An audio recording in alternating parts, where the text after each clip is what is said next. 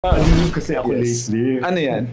Hindi ito si Catherine. Di ba alam naman natin si Catherine, napapabalita na. Nagkabalikan na sila ni Alden? Ganyan si Pagkoy na yun, nagkipag-iwalay siya sa ex na. Naku, ano? Ay, sorry. Ay, bakit ikaw na bang Pangkoy? Ba't galit ka? Kasi siyempre ang kanyang amo niya si Catherine, hindi naman si Mayor ang amo mo. Bakit sandali lang? Teka lang. Sandali lang. Sana ka, ano? Nagagalit ako sa driver. Pinabayaan mo si Catherine. Eh kung anong mangyari kay Catherine, mabuti na.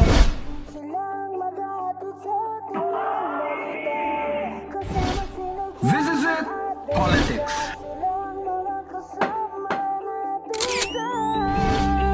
Latest dihis ng showbiz.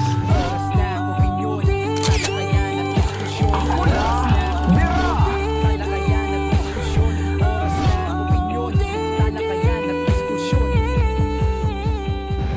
Alright! Hello, welcome back! Oo, Sabado ngayon. Oo nga, At nag-miss natin sila, no? Oo. 2 days lang yan, ha? At it's Sabado na. Bago kayo gumimik, manood muna kayo, tumutok muna kayo dito sa dati yung tambayan na ngayon ay ginagawa ninyong isa sa inyong mga minamahal na tahanan. Ito po ang OOTD. Oras ng opinyon. Talakayan at diskusyon. With may nanay na pareho na naman may maroon at puti sa aming mga OOTD, si Manikin hindi ko alam bakit parang brown siya. Susera At to. may dahilan tayo palagi dyan.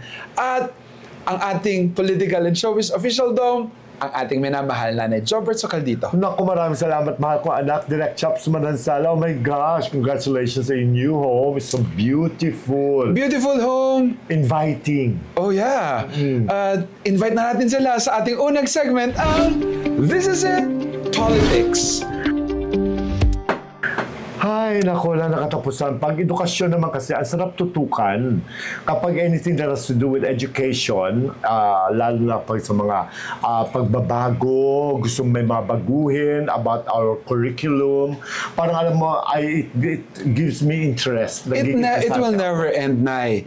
Patuloy lang talaga nating i-check at patuloy tayong gagawin yung kung anong naaayon sa kung ano ang kailangan ng panahon ngayon. Yes, at kung anong kailangan ng mga ating mga kabataan. At ang ating minamahal na senador na si Sherwin Gatchalian ay isinusulong ang pagkakat na 1 taon. Pagpaikli. Paikli. No? Ng regular, na 4-year course na 3 taon na lang daw ang kolehiyo. Yes. Babawasan na 1 taon para syempre malaking ang kaginawaan ito sa mga pamilya, lalo sa Pilipinas when everybody is below poverty line. Ang 1 taon na pagbawas sa pag-aaral ng isang tao ay malaking tulong, lalo na talaga nahihirapan talaga ang ating bansa ngayon at lahat ng maraming mga mamayang Pilipino. And he's justifying this na yung ibang mga preparatory subjects ay ilagay na sa senior high.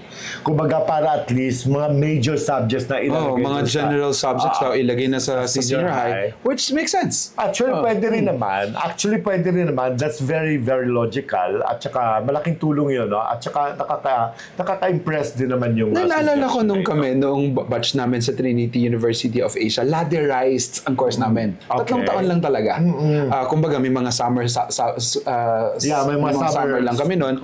Na classes kami noon. Pero, kung ililipat na sa senior high, wala na ang summer class. 3 taon, focus na lang sa kung ano ang kurso. Pero what happens now to the old panukala, di ba may nagpaplano na ibalik sa 4-year course ang high school, tapos after that, yung mga ialis ang senior high. Alisin ang senior, junior at saka senior Marami high. kasi talagang proseso na eh. Kung may mga panukala silang batas na ganyan, nakakatuwa. Kasi, ibig sabihin, nag-iisip at pinag-aaralan ang pwedeng gawin para nga mapaikli ang pag-aaral ng mga kabataan. Actually, if you were to ask me, mas gusto ko yun. Yung ibalik sa dati, grade 1 to grade 6, first year to 4th year, then go to college. Kapag law ang kinuha mo, inaabot kayo ng 8 taon. Kapag medicine, mga 10 taon. Kumbaga, kapag accountancy, 5, 6 na taon. 6 taon. Engineering, 5 years. 4 architecture, years, yan. Yung mga ganon. At saka may 2 years of vocational after 4th year high school. Actually, if you were to ask me, mas gusto ko yun. Kasi kung bakit, parang it fits well sa ating economy. It fits well to the country. At kung sabihin na kasi baka mamaya masyado na tayo mabibehind sa knowledge. Hindi kasi kung ano yung 4 year in high school, in the past, no, yung time frame na naman ang ibabalik natin. Pero yung pagtuturo, yung teaching naman ay advanced din Ang naman. sinasabi nila na, lalo na sa DepEd ngayon, yung pagbigay ng senior high school, ay mukhang hindi talaga nakahanda ang DepEd sa pagbibigay nila ng senior high. Kaya nga nasasabi mo yan. Kasi kung sa tingin ko lang, Naya, kung handa at tama ang lahat ng mga proyekto, lahat ng mga, ang tinatawag nila parang may mga curriculum, pwede naman ang senior high. Itong sa college na pinasinasabi na putulin ng 1 taon at gawing 3 taon, pwede din naman. Pwede rin naman. Kaya lang sinasabi ko, kasi kung gaganon ka na, I want to go back to basic. Kumbaga, the old time frame, no, years of school talaga ng mga bata.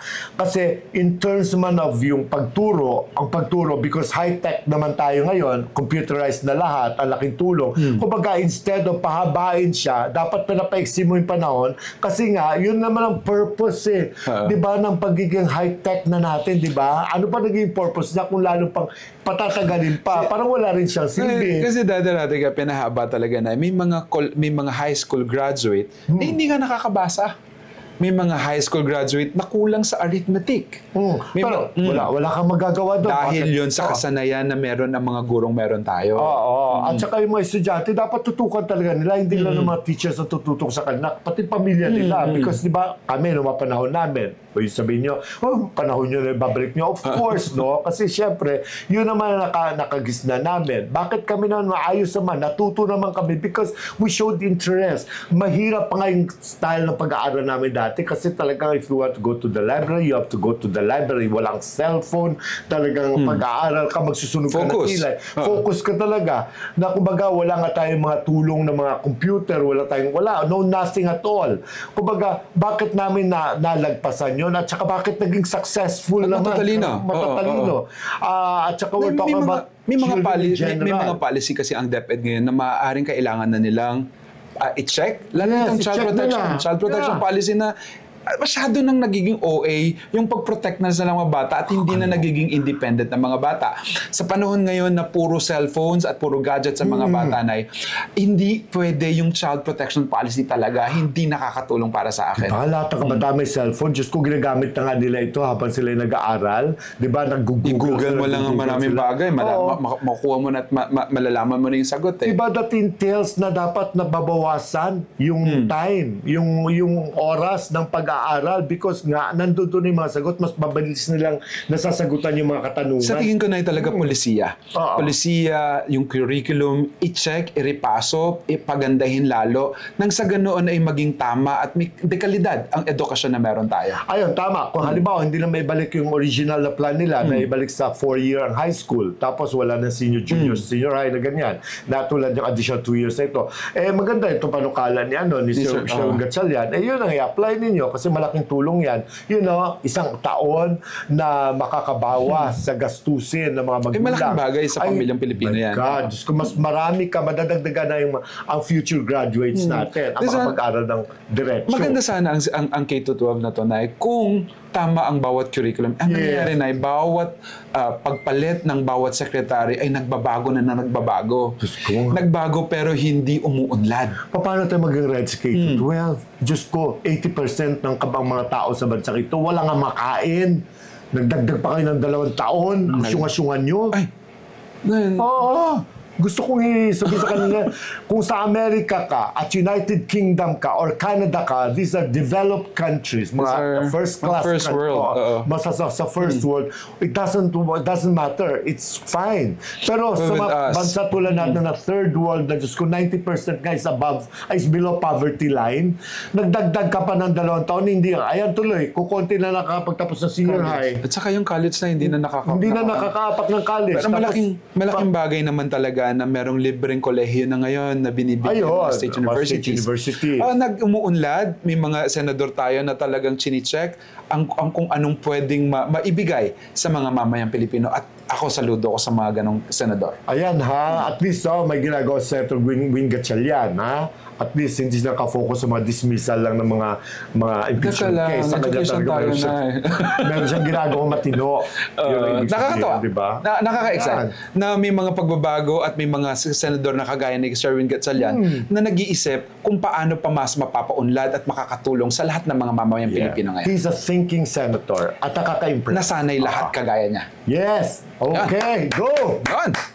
Pagkatapos sa edukasyon, diretso naman tayo sa ating next segment, ang latest news ng showbiz. Totoo ba? Natuwa ako. Actually, in fairness, natuwa ako. Kasi di ba after na pabalita naghiwalay, sila Barbie Fortesa at saka si Jack Roberto, ay nalink na ito si Barbie kay Jameson Blake, kay syempre sa partner niya si sino to? Si Ang boyfriend ko, Licauco. si David Licauco.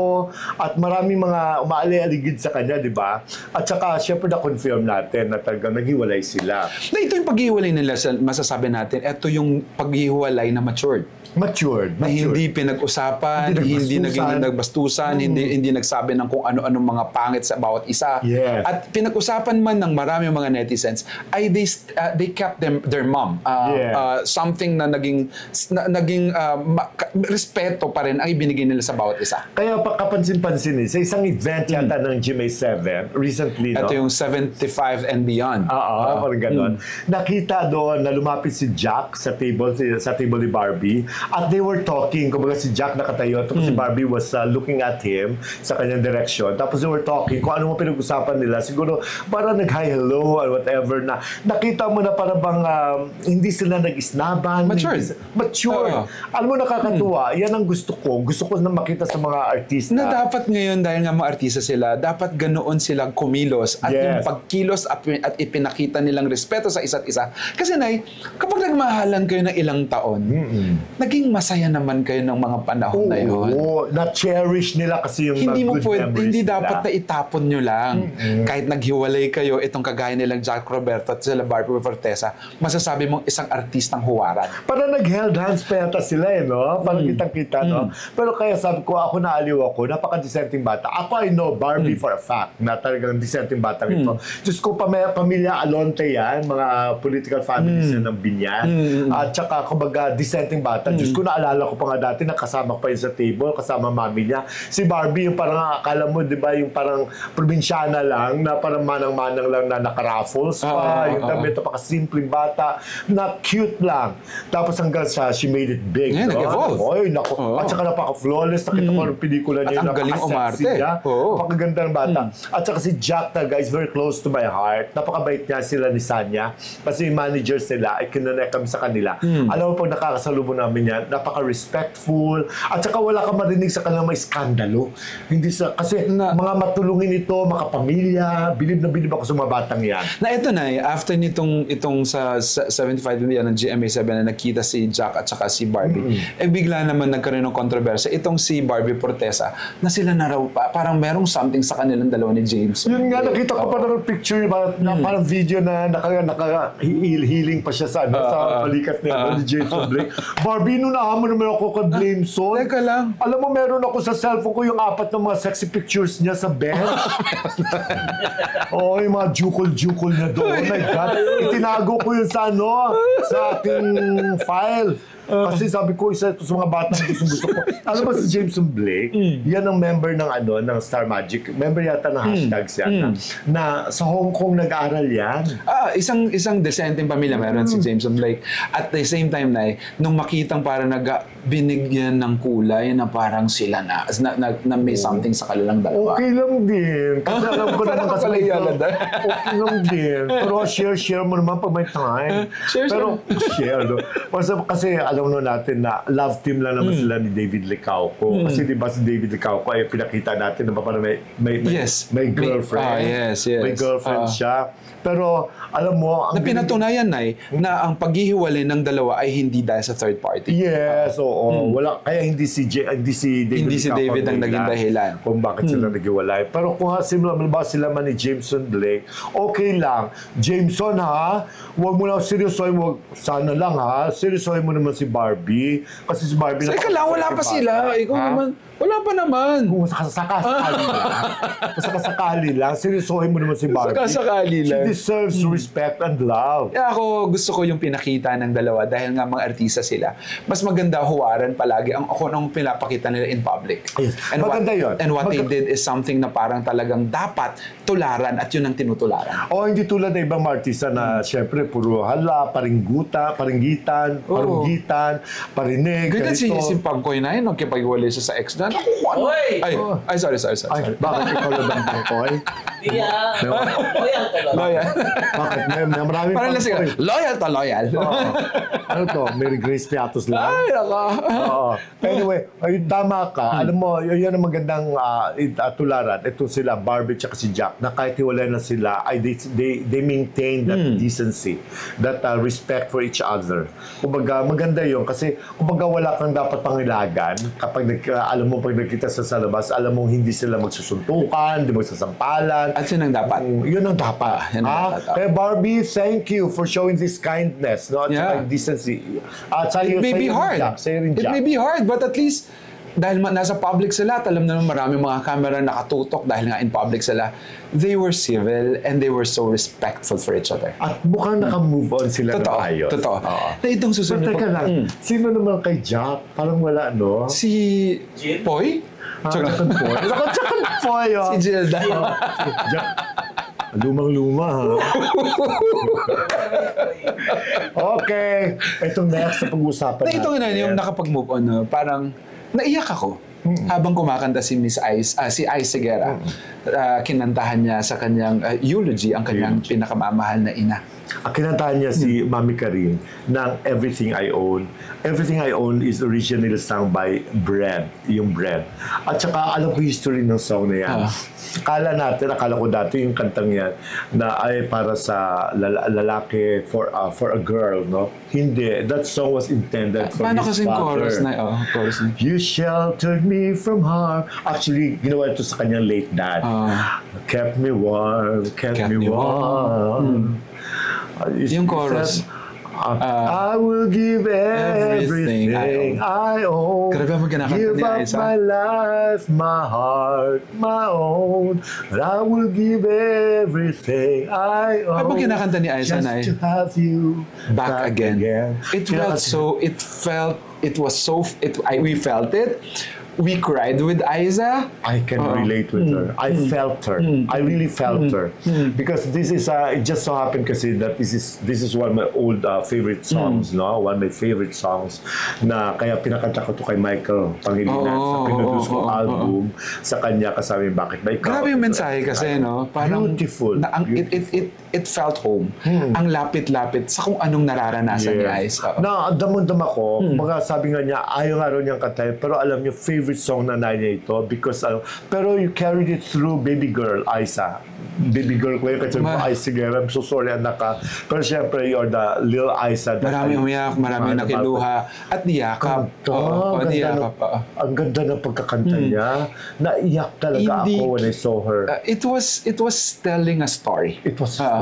It was a story. Kumbaga, the story of a daughter, of a son who has so much love for his mom. Of a hurting daughter or a hurting son.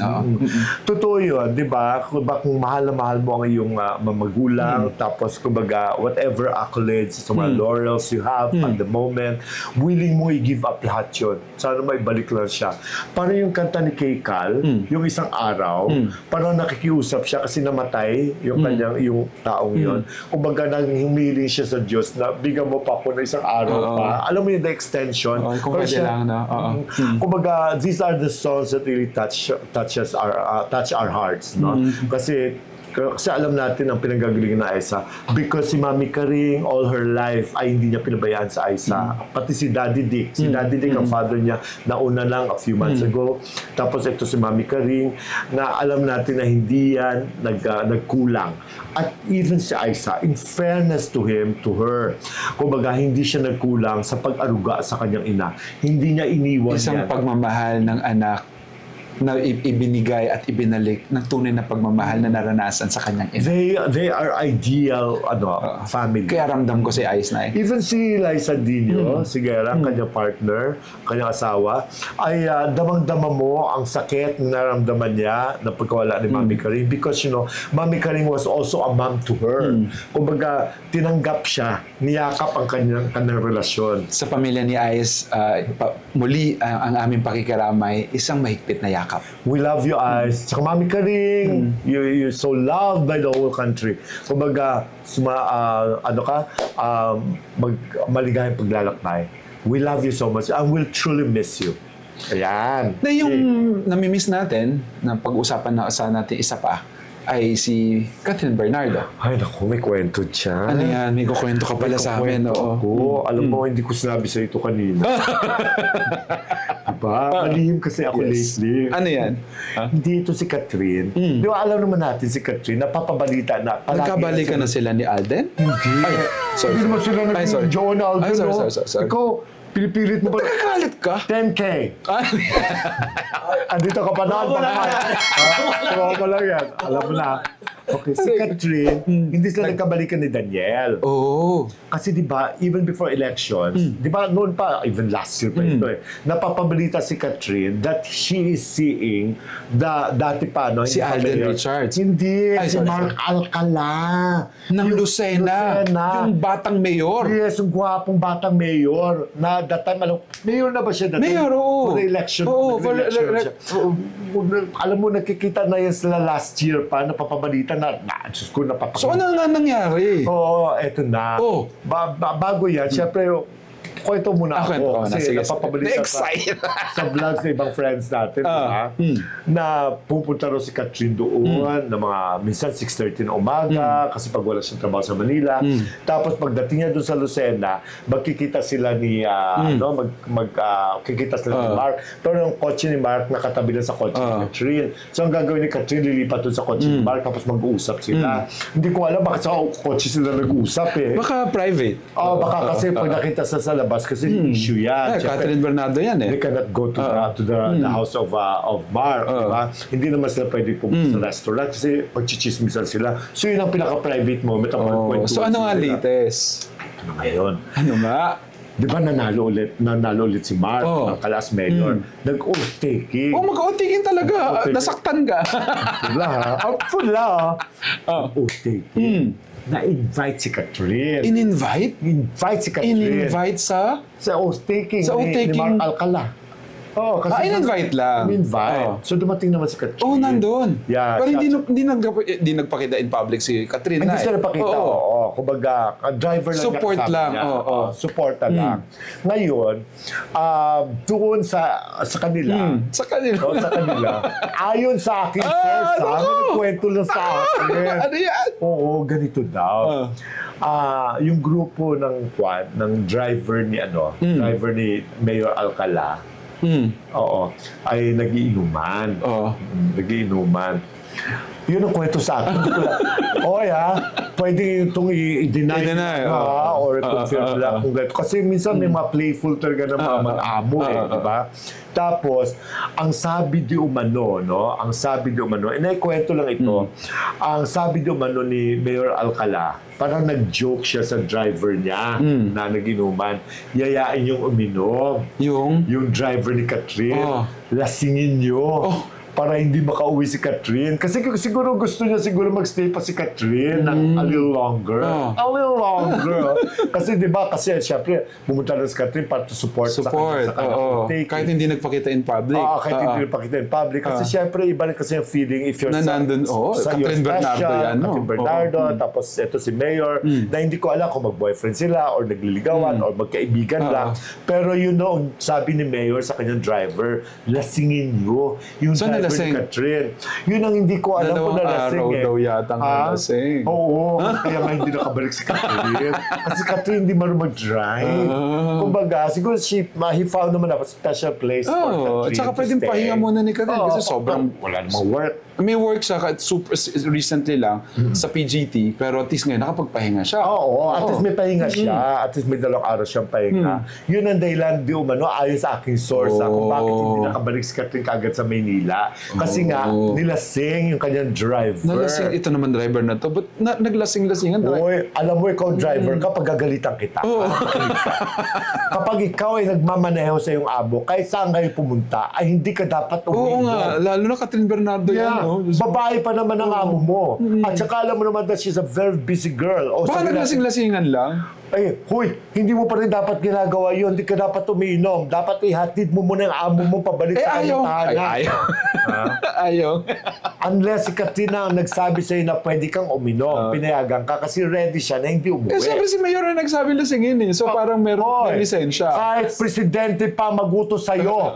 Ba't galit na galit ka? Kasi syempre ang kanyang amo niya si Catherine, hindi naman okay. si Mayor ang amo mo. Bakit sandali lang? Ay, teka lang. Sandali lang. Sana ka, ano? Nagagalit ako sa driver. Pinabayaan mo si Catherine. Eh kung anong mangyari kay Catherine, mabuti na lang mabait si Mayor. Teka lang. Iko-confirm ba man? Pa-confirm mo muna sa kanila. Totoo ba yun? Kasi halimbawa lang, for the sake of argument na naman. Wala argumento dito. Eh bakit 2 days hindi nakauwi si Catherine? Dapat Sabi na alam mo. chismis. Ay, totoo ba? Chismis na. Catherine, deny mo yan na or i-confirm mo. Basta at least, I want you to be safe. Alimbawa, sila lang. Sila. You like the idea. Okay lang naman. Oo, Who are we okay lang to naman sa question, akin. di ba? Oo. Kung nakita naman ni Catherine na seryoso itong si Mayor na Alcala. Oo, deserve Bakit naman hindi? yung maging Oo. happy. And everyone deserves to be happy. Nalulungkot lang na yung sigurado nalulungkot ang yung mga Katniel. Oo. Pero alam mo, kung talagang hindi na taga pwede ang Katniel, huwag na natin ipilit. Kumbaga, huwag naman love on the rebound lang. Hanggang hindi kinakasal si Catherine Nay at si Daniel, silang dalawa'y single, kahit may mga jowa o may kanya-kanya ng buhay, may chance pa rin May naman. chance pa rin. No, hanggat hindi makasal din si Mark, halimbawa, kung halimbawa mag-shota sila Catherine, ay pwede pa rin naman siya bumalik kay But I think, Whatever. but I think Mark and Catherine, they look good together. Pero teka, babalikan ko yung driver, ha? Ay, sandali na. Hoy, halimbawa lang ha, kung totoo chismis ito driver, nako, humarap ka sa pagagalitan talaga kita. Alam mo, dapat nalalagaan mo si Catherine, ha? Babae pa naman yun. Tsaka layo-layo, Lucena. Hindi pa tayo sigurado. Baka lang. Hindi, para kasi sigurado ka. Parang sure eh. Parang sure ako eh. Ha? Diyos ko, nako, sumbong kita kay Mami Min. Tinan mo si Leanne na yun, interesado na sa kwento. Kasi di ba, yung mga driver na to, alam niyo naman nagtatrabaho kayo. Dapat di ba sabi nga nila, kayo ang may hawak ng manibela. Kasi ang Na, pinagbibigyan lang yung amo. Hindi naman yung amo si Mayor ha. Hindi, yung amo niya si Catherine. Maaaring si Catherine din na nagbigay ng ano na... Kung nagbigay ng go signal si Catherine, fine. Oo. Okay. Tsaka maaaring hindi naman talaga naglasing. Kunwari lang na painumin. Baka nagbiro lang naman si Mayor. Kaya dahil pinaparinggan niya si Catherine, nasabihin niya, gusto ko magstay ka pa. Si Mayor kasi, chusero din to, no? Kasi gusto niya mag-stay sila. Ba't di na lang ako Magaling na sabi Mayor si to si Mayor Alcala. Ang short, ang gwapo. Hindi, magaling daw talaga. Taga magaling. Kahit bata Alam mo, siya. Pero Mayor, pwede naman diretso mo na si Catherine.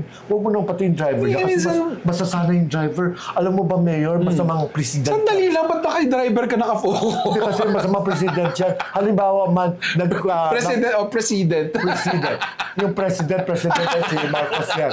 President. Kumbaga para lang maiba lang. Ma-distinguish na natin. I love that. Alam mo, pag halimbawa, napunta siya sa isang event naman, tapos may another person doon na medyo influential, tapos utusan ng driver na, uy, Hindi, baka nagbibiro lang naman. Kung baga, pwede pinaparinggan. nagbibiro yan eh. Nagpapakute lang eh. Which is true. Ano nangyayari naman sa atin yan eh. Sa mga kabataan natin. Yes. Kabataan natin. Na silisingin mo para hindi kami Yun, hindi ka man si Pangkoy parang lasing ngayon. Oo, gano'n Sino na. ba yung driver na? Ako driver, sumbong kita kay Mami Min. Sandali lang. Hindi pa tayo. Yan, ako ikaw dyan. Ano masasabi mo dito sa latest na nakuha ni Nanay Jobert sa someone? Hindi naman kay driver. Kay driver mo nalaman to? Friend ng driver. Friend ng- Friend na kaibigan ko yung driver. Oh, okay. Yan So ang yun. kwento. Kinuwento sa kanya ng driver ni Mayor. Oo, nagkwentuhan na sila. Oo. Naku. Kaya syempre naniwala ako sa friend ko. Malay naman ako ng mga nangyayari kung di kinuwento sa kanya ng driver. Ang problema, yung driver ba nagsasabi ng totoo? Ang problema, Nay, ba't nagagalit ka sa wala na hindi naman dapat problema? Kasi nga, si Catherine kasi, kawawan mo yung bata kay babaeng tao. Tingnan mo na sa bahay bago siya maglasing, no? Wala nga! Wala ba? Hindi ako sure. Yun, ikaw, komento ka sa kung anong nangyayari sa love life ni Catherine Bernardo. We will be reading your comments. We'll be right back. Promise.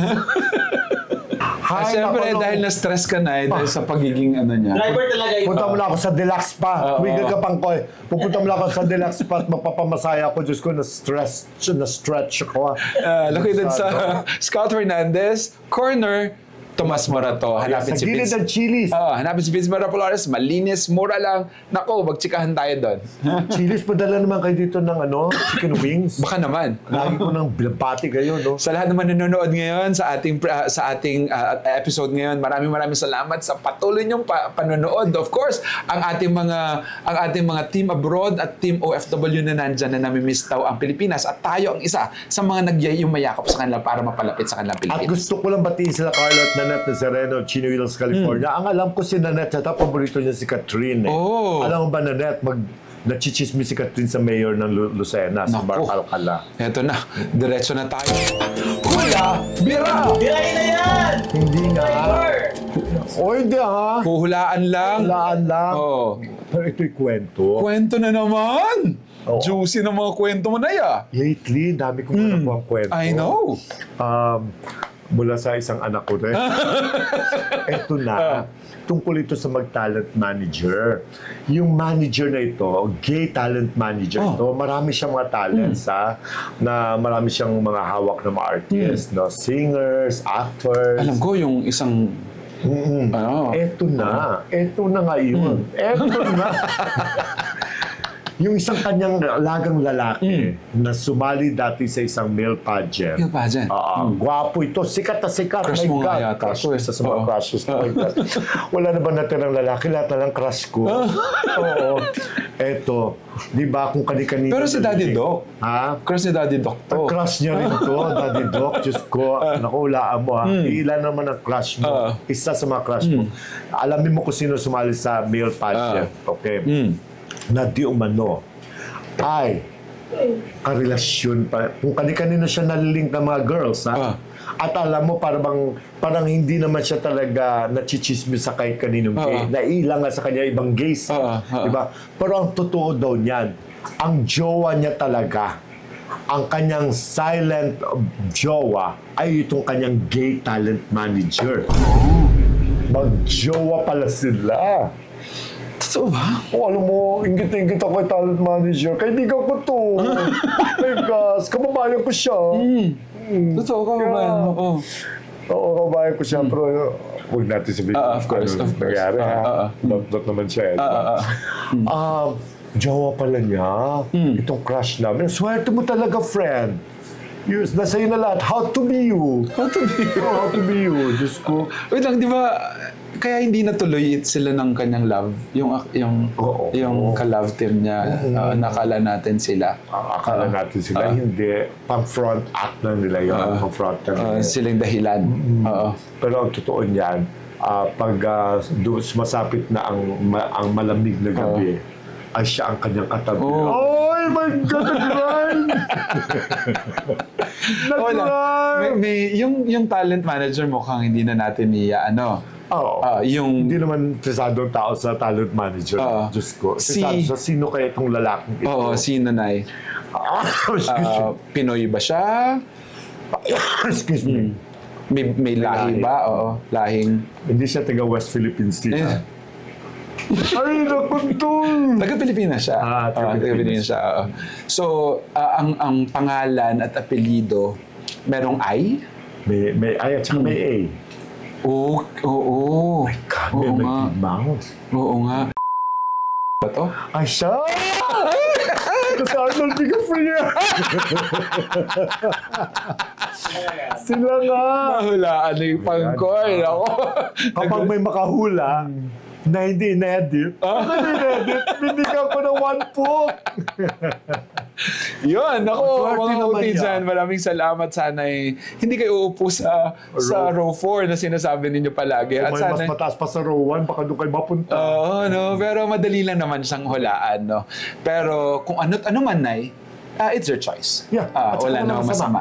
Walang masama. Hindi naman tayo naapekto ng mga yan. Oo. Bakit? Hininga ba tayo ng pera ni lalaki? Hindi naman Oo.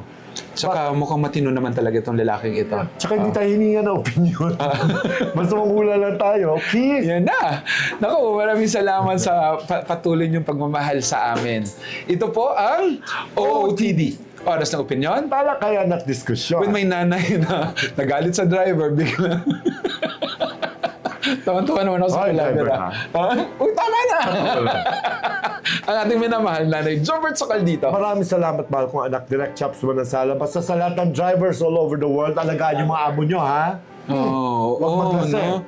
Ako, Nay, ang natutunan ko ngayong episode na to, magmahal. Sino man ang minamahal mo, ano man ang estado mo sa buhay, to love is the best thing that ever happened to you. Patuloy tayong maniwala na tunay nga na mabait talaga ang Diyos. And to God be the glory. Bye-bye! Para si Vanna White, diba, sa Wheel of Fortune. Bye-bye! Bye, everyone. Mwah! Pangkoy and Leanne and Rimar Buado. Thank you. Thank you.